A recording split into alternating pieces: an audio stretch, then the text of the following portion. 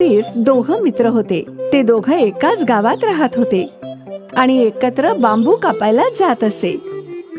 आपण जंगलाच्या खालच्या बाजूला जायला हवं. तिकडे खूप मोठी मोठी बांबूची झाडं आहेत. पण तिथे जायला आपल्याला नदी पार करावी लागेल आणि परत येताना नदीत पाण्याचा प्रवाह जास्त असला तर आपण येणार कसं? आपण तेव्हाच त्या बाजूला जाऊ जेव्हा नदीचा प्रवाह कमी असेल आणि लवकर लवकर बांबू कापून परत येऊ. जेवढा बांबू लांब असतो तेवढे पैसे जास्त, याचा विचार कर. हे सुद्धा ठीक आहे, मग उद्याच जाऊया. दुसऱ्या दिवशी दोघं खालच्या जंगलात जाऊन पोहोचले. इथे किती मोठे मोठे बांबू आहेत आणि लांबही. व्यापारी यांचे चांगले पैसे देतील. हो, चांगले बांबू मिळाल्यामुळे दोघे खूप आनंदात होते. त्यांनी ते बांबू त्यांच्या गावात आणले. वा वा, खूप दिवसांनी असे बांबू पाहिले आहेत. आता यांची किंमतही चांगली द्या. हो हो, एका बांबूचे 200 रुपये. तुम्ही दोघांनी 5 बांबू आणले आहेत, त्याचे झाले 1000. 1000 मिळाल्यामुळे दोघे खूप आनंदात होते. ते पैसे दोघांनी आपसात वाटून घेतले. रोज लहान लहान बांबूंची फक्त 300 रुपयांची कमाई होत होती. आज 500 रुपयांची झाली आहे. आता आपण नेहमी जंगलाच्या खालच्या भागातच जाऊ. हो. त्या दिवसानंतर ते दोघं नदी पार करूनच बांबू आणत असत आणि व्यापारी पण त्यांना चांगले पैसे देत असे. एकदा दोघं जायला निघाले. भाई, आईने सांगितले की बाजारातून काही मसाले आणि तांदूळ आणायचे आणि मला पनीरही घ्यायचंय. तर चल, आधी बाजारात जाऊया, मग तिथून नदी पार करूया. हो, दोघी कामं एकाच वेळी होतील. दोघं बाजारात गेले आणि त्यांना जे सामान हवं होतं ते त्यांनी विकत घेतलं. बघ मित्रा, किती ताजं पनीर मिळालंय. आज रात्री तर माझी पार्टी आहे. मी पण येईन खायला. ये ना. तुला कधी नाही म्हटलंय का मी? चल आता नदीच्या पलीकडे जाऊ. बांबू कापून विकायचे पण आहेत ना. हो हो. आणि ते दोघं खालच्या जंगलाकडे गेले. नेहमीप्रमाणे त्यांनी नदी पार केली आणि ते जंगलात गेले आणि बांबू कापू लागले. पण अचानक पाऊस सुरू झाला. आपल्याला घरी जायला हवं. नदीचं पाणी वाढू लागलंय. हो, फक्त एक आणखी बांबू कापूया. हो. पाऊस आणखी वाढला. काही वेळातच त्यांचे बांबू कापून झाले आणि ते दोघं ते बांबू घेऊन नदीकडे जाऊ लागले. पण नदीला पूर आला होता. नदीत पाणी खूप जास्त झालंय. एवढ्या वादळात नदी पार करणं आपल्यासाठी सुरक्षित नाही. हो, आपण काही वेळ जंगलातच वाट पाहू. हो, त्या बाजूला जी गुहा आहे तिथेच वाट पाहूया. दोघं गुहेकडे गेले. गुहेत आधीपासूनच काही सुकलेली लाकडं होती. यांना जाळूया, थोडं गरम वाटेल. आसिफने जे सामान घेतलं होतं त्यात माचीसही होती.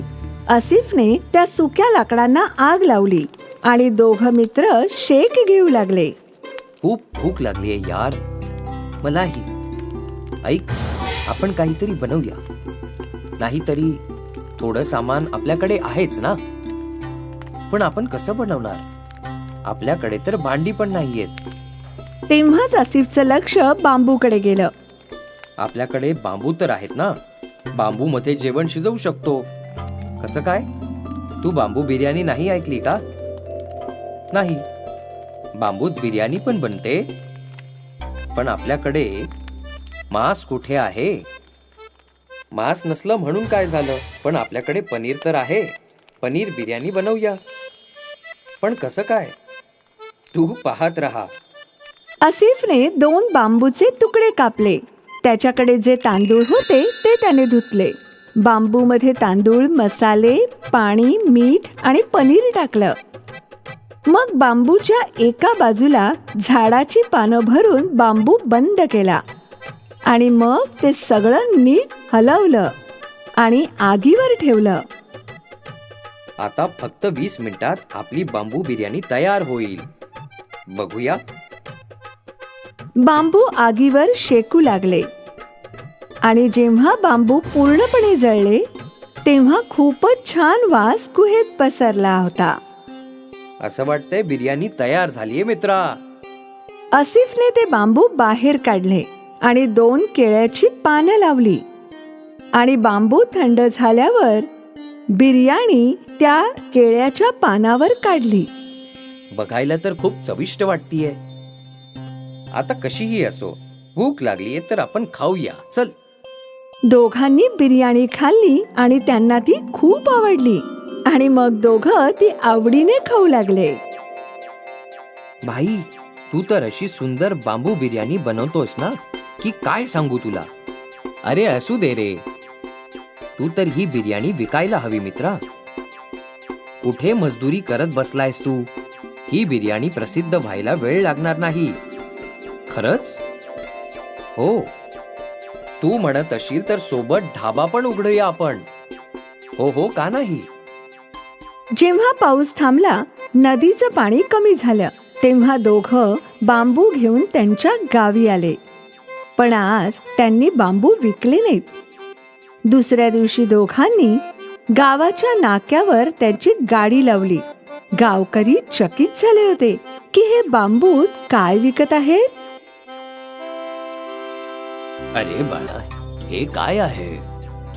ही बांबू बिर्याणी आहे काका, पनीरची. बांबू बिर्याणी, जरा आम्हालाही खाऊ घाल. गावातल्या लोकांनी पहिल्यांदा बांबू बिर्याणी खाल्ली. अरे वा, काय कमालीची चव आहे आसिफ भाई. अशी बिर्याणी आयुष्यात खाल्ली नव्हती मी. मजा आली. आसिफ आणि सुनीलची बांबू बिर्याणी गावात प्रसिद्ध झाली. ग्राहक रांगा लावून बांबू बिर्याणी खायला येऊ लागले. आसिफ आणि सुनीलची मिळकतही कितीतरी पटीने वाढली. मग काय, सुनील आणि आसिफने मजुरी सोडून बांबू बिर्याणी विकायला सुरुवात केली. त्या दोघांची दिवसेंदिवस प्रगतीच होऊ लागली.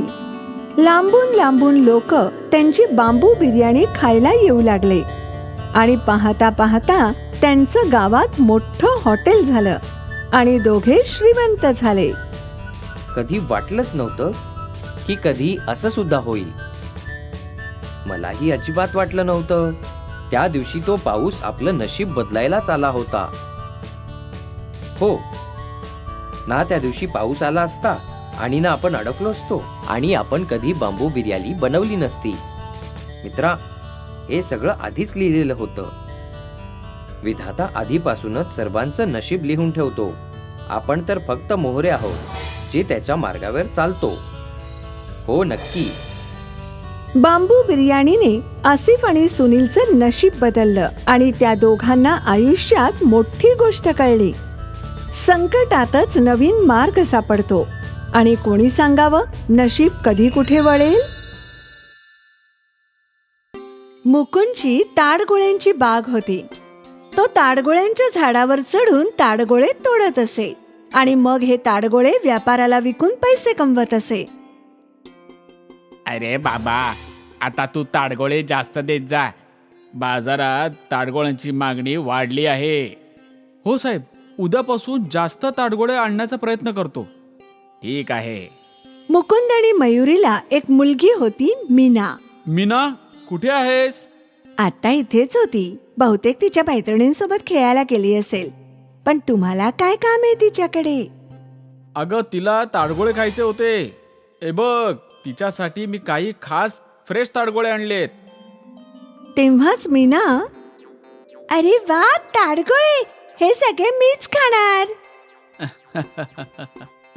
हो हो, तुझ्यासाठीच आणले आहेत. आरामात खा. पाऊस असो वा ऊन, मुकुंद प्रत्येक ऋतूत ताडगोळ्यांच्या झाडावर चढत असे. एकदा काय झालं, 2 दिवस सतत पाऊस पडत होता. देव करो आणि हा पाऊस लवकर थांबू दे. आज झाडावर सांभाळून चढा. सगळी झाडे ओली असतील. हो, सांभाळून चढेन. मी नवीन नाहीये त्यात. माहितीये तुम्हाला चढता येतं, पण तरीही काळजी घ्या. हो मारणीजी, तुम्ही काळजी करू नका. मी हा गेलो आणि हा आलो. ठीक आहे. मुकुंद ताडगोळ्यांच्या झाडावर सांभाळून चढला आणि एक एक करत ताडगोळे पाडू लागला. काही वेळ गेला आणि मग अचानक मीना तिथे पोहोचली. बाबा! मीनाच्या आवाजाने मुकुंदचं लक्ष विचलित झालं आणि तो घसरून थेट खाली पडला. बाबा! मीनाने लगेच काही गावकऱ्यांना हाका मारल्या. सगळे धावत आले. काका, बाबा पडले. गावकरी धावत तिकडे पोहोचले. मुकुंदचं ऑपरेशन केलं गेलं, पण आता तो त्याच्या पायावर कधीच उभा राहू शकत नव्हता. आता काय होणार? आता आपलं घर कसं चालणार? तुम्ही काळजी करू नका, काही ना काही नक्की होईल. त्या देवाने आपल्याला दुःख दिलंय तर तोच आपल्याला मार्गही दाखवेल. पण कसं? मी तर अपंग झालो आता. हे याच्यापेक्षा मी मेलो असतो तर बरं झालं असतं. असं बोलू नका, तुम्हीच आमचं आयुष्य आहात. मयुरी आणि मुकुंद काळजीत होते की आता त्यांचं पुढील आयुष्य कसं जाईल. काही दिवसांनी मुकुंदला घरी आणलं गेलं. मयुरी आणि मुकुंदने वाचवलेले सगळे पैसे त्यांच्या आजारपणात खर्च झाले. मी काहीतरी काम शोधते. तू घरातलं आणि बाहेरची दोन्ही कामं कशी काय करशील? मी काही ना काहीतरी करेन. एखादे असे काम असेल ना जे मी या परिस्थितीही करू शकतो. नाही नाही, तुम्ही आराम करा. नाही मयुरी, मी तुझ्यावर असं ओझं नाही बनू शकत. मग या स्थितीत तुम्ही काय करू शकता? काहीतरी नक्कीच असेल. दुसऱ्या दिवशीपासून मयुरीने काम शोधायला सुरुवात केली. ती अनेक दुकान आणि कंपन्यांमध्ये गेली, पण तिला कुठेच काम मिळालं नाही. मला कुठेच काम मिळत नाहीये. मला वाटतं एखादा व्यवसाय करावा. कोणता व्यवसाय? मी तुला काही मदत करू शकतो का? आज बाजारात एक भज्यांचं दुकान पाहिलं. खूप गर्दी होती. मी पण चांगली भजी बनवते ना, मग मी भजी विकली तर? हो, विकू शकेन, पण सगळ्यांना त्याच दुकानातली भजी आवडते. मग तुला जरा वेगळी भजी करावी लागेल ना. म्हणजे कशी? जशी चायनीज भजी असते ना, जी मुलांना खूपच आवडते, तसंच काहीतरी नवीन. तसं काहीतरी. मीना, तू सांग, तुला आणखी काय खायला आवडेल? मला तर मॅगी आवडते. मॅगीची भजी कशी लागतील? मॅगीच्या भज्या सुद्धा बनतात का? हो, ते पण अगदी कुरकुरीत. जा मीना, धावत जा आणि एक पाकिट मॅगी घेऊन ये. मीना मॅगी घ्यायला गेली आणि काही वेळाने 2 मॅगीची पॅकेट घेऊन आली. मीनाने मॅगी उकळली, मग ती सुकवून त्यात काही मसाले घालून तेलात मॅगीची भजी करू लागली. मीना टक लावून आईची मॅगीची भजी पाहत होती. जशी मॅगीची भजी कढईतून बाहेर आली, मीनाने लगेच एक भजी उचलली आणि तोंडात टाकली. अगं अगं, गरम आहे. खूप चविष्ट आहे ताई, वा. मीनाने एक मॅगीचा भजा बाबांनाही दिला. हे तर खूपच चविष्ट आहे. हा, मी म्हंटल होतं ना की खूप छान लागतात. ही मॅगीची भजी बाजारात विकली जातील. हो हो, का नाही? हे तर एकदम धमाल करून टाकतील. मयुरीला हे ऐकून आनंद झाला. काही दिवसांनी मयुरी आणि मुकुंदने मिळून बाजारात भज्यांची गाडी लावली. हे काय आहे आंटी? मॅगीची भजी. मॅगीची भजी? हो, मला एक प्लेट द्या. हो हो, घे बाळा. मयुरीने त्या मुलीला मॅगीची भजी दिली. वा, खूप टेस्टी आहेत. आजपर्यंत अशी भजी मी कधीच खाल्ली नाही. त्या मुलीचे पाहून आणखी काही लोकांनी मॅगीची भजी खाल्ली. आंटी, हे तर खूप छान आहे. मुकुंद मॅगीची भजी तळायला मयुरीला मदत करत होता. तो अपंग होता. पहिल्याच दिवशी मयुरी आणि मुकुंदची चांगली कमाई झाली. ते आनंदाने घरी आले. वाटलं नव्हतं एवढी चांगली कमाई होईल म्हणून.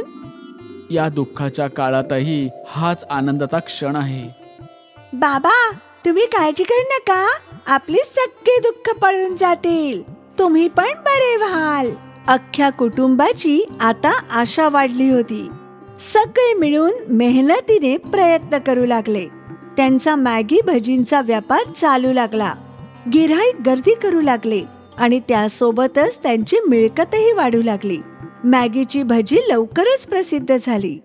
त्यांची मिळकत इतकी वाढली की मुकुंदवर चांगले उपचार सुरू झाले. या उपचारांनी आशा आहे की मुकुंदजी चालू शकतील. काही सेट ऑफ सर्जरी करावे लागतील, पण तुमची बॉडी या उपचारांना चांगली साथ देत आहे. ही बातमी अख्ख्या कुटुंबासाठी चांगली होती. 6 महिन्यात मयुरीने मॅगी भजीचं मोठं दुकान उघडलं आणि हा आनंद द्विगुणित मुकुंदने केला. आज काही क्षणासाठी का होईना तो डगमगत उभा राहिला. हा आशेचा किरण आहे, जो सांगतो की मुकुंद लवकरच त्याच्या पायावर उभा राहील. आणि हे सगळं त्यांच्या या मॅगी भजीमुळे झालं. आणि पुढेही ही मॅगीची भजी धुमाकूळ घालत राहतील.